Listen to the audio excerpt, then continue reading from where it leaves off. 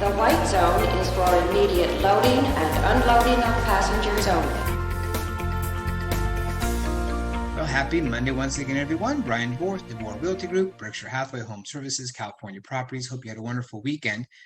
In just a couple of minutes, we're going to answer the question. All you need is 61% of your income. For what? Well, we'll find out in just a couple of minutes. You might be surprised by what that is. But first, let's go over the latest stats. Right now, we have 2,758 homes for sale throughout San Diego County. It's 13 more than we had this time last week. The median list price, $1,148,500, which is a big jump over last week's median.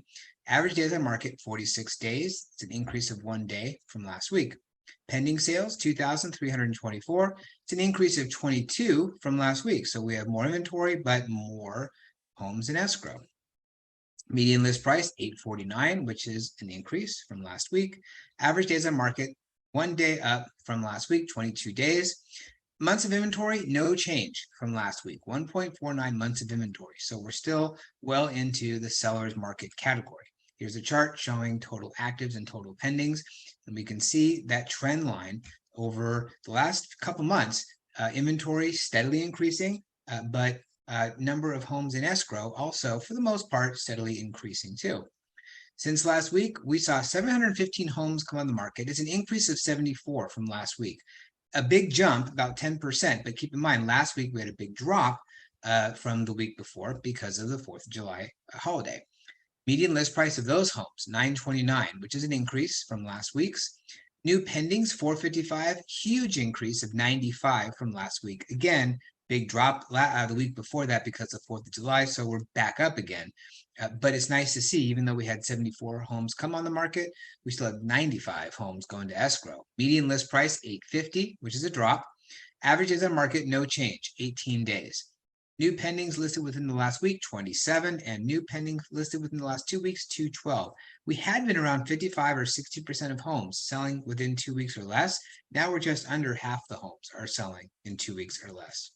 Since last week, we also saw 405 homes close escrow, 118 more than the week before. Again, that week before was 4th of July. So we only had 4 possible closing days out of 5.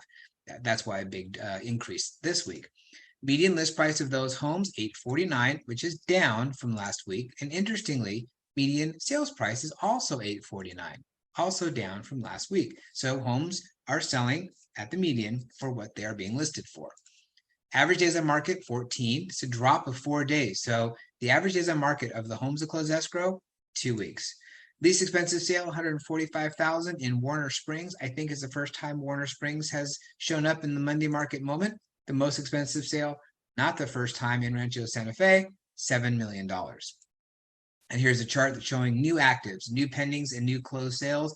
And you can see that the number of homes that came on the market last week, about the same as what it was a couple weeks before that, with the drop from 4th of July, same for pendings, same for closed sales.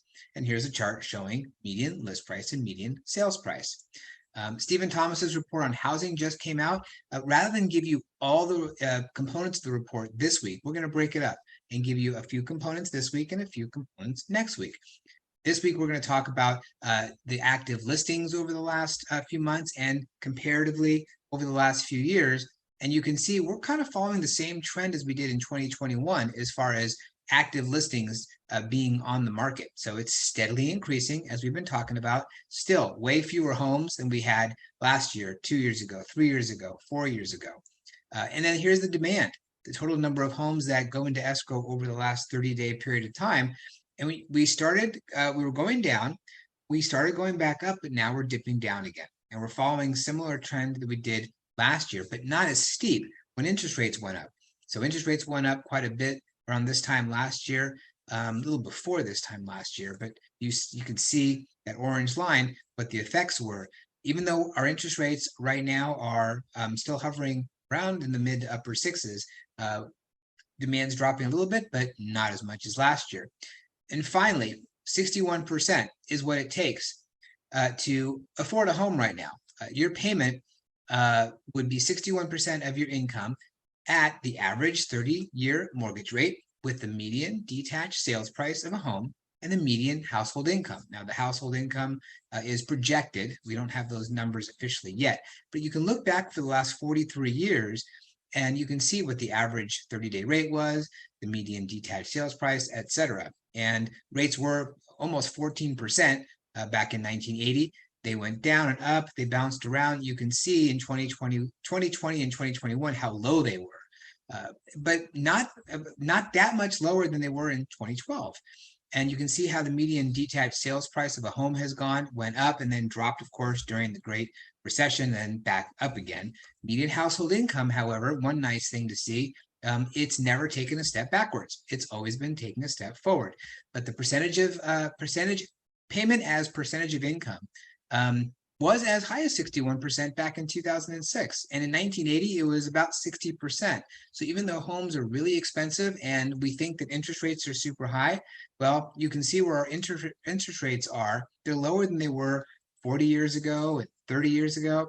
But it does take 61% of your income. That's a huge number. We would like to see that number go down so that more people can afford to buy a home. What will it take for that?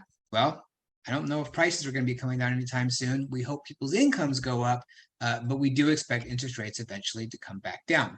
That's it for this week's Monday Market Moment. Don't forget to scan the QR code to track your home's value. If you want any information about the stats I just showed you and how it might affect you, feel free to give me a call.